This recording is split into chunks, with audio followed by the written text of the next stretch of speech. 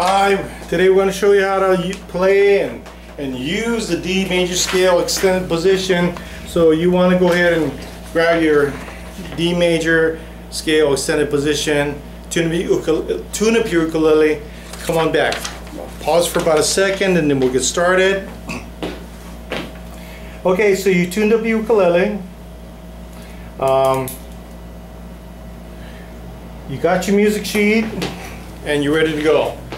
Okay, so we're basically using the same music sheet that we did in how to practice the D major scale extended position. So basically you're comfortable with the scale. You can go back and forth reasonably smooth. So in other words, the D major scale extended position. Maybe you can do something like this at this stage, or maybe a little slower. If you can do something like that, it's going to make this lesson a little easier. Now if you can't, you may want to take notes, okay? And by all means, listen to the tutorial several times, especially like this one, because you're not going to pick everything up the first time you listen to this tutorial.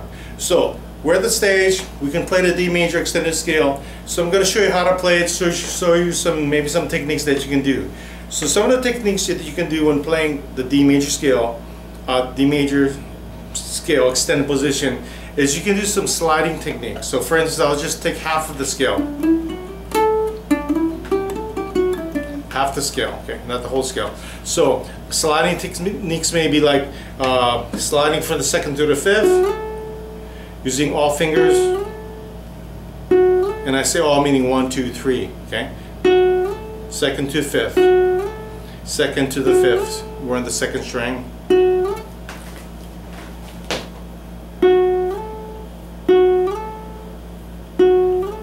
And then the thing you want to keep in mind is vibratos. Vibratos, which is either going left to right or up and down. When you go up and down, what happens is your wrist comes up this way and it rests on the fretboard, and you kind of move your wrist like this, in kind of like you maybe going to throw some dice or something. So that's something you can do, and then apply the 2, slide the vibrato, using all 3 fingers. Okay, so that's something nice. You can do hammer-ons and pull-offs. Hammer-on. So once again, I'm using half the scale. Half the scale. So I'm on the second string, second fret, hammer-on, pull-off.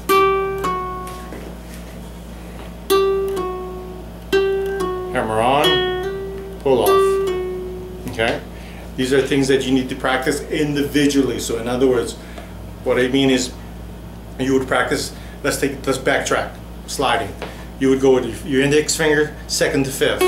You would practice that several times, get accurate, because it's easy to go past the string or stop short, you know. So make sure that you slide into the note correctly.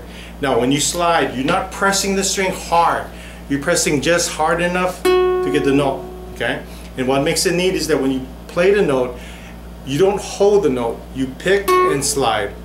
So that way you can grab most of the note sliding, because the longer you stay here and slide, you won't hear so much of a slide. So you want to pick it and slide right away, and be able to do that with 3 fingers. First finger, second finger, third finger. And once again, you want to practice the vibrato if you choose, and that's what you want to do, but it adds a lot of flavor.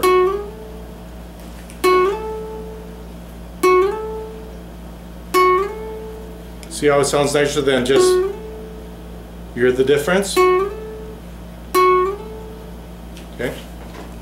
Hammer-ons and pull-offs. You can go up the scales. So like for instance, like this.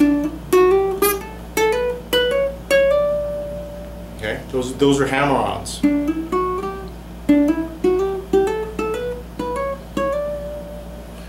Pull-offs. Pluck, pull-off.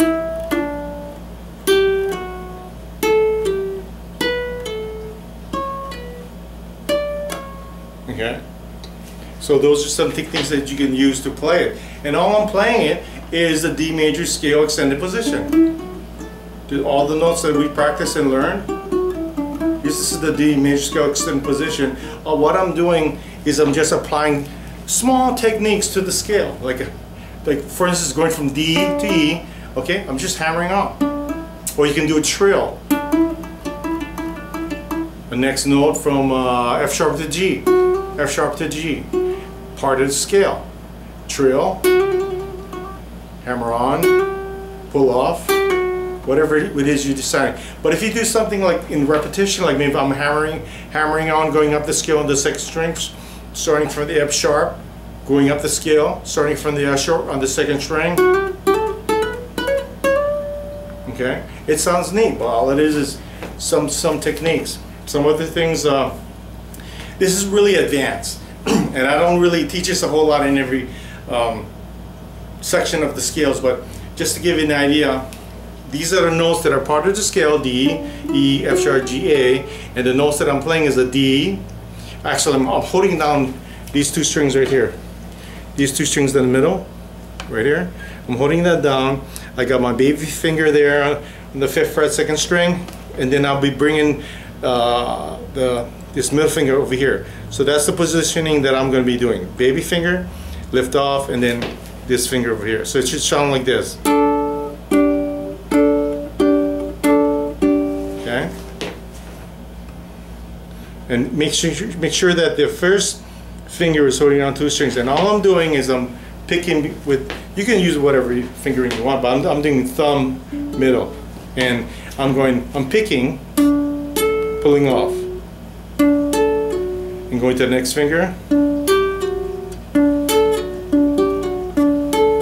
So pluck, pick, pull off, pluck, thumb, middle, pull off. Or you can go thumb first, pull off, go to the next string, thumb, middle, pull off, thumb, middle,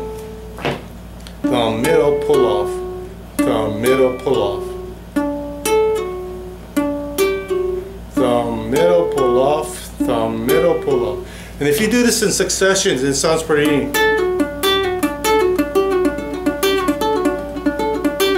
But keep in mind, this is part of the D major scale.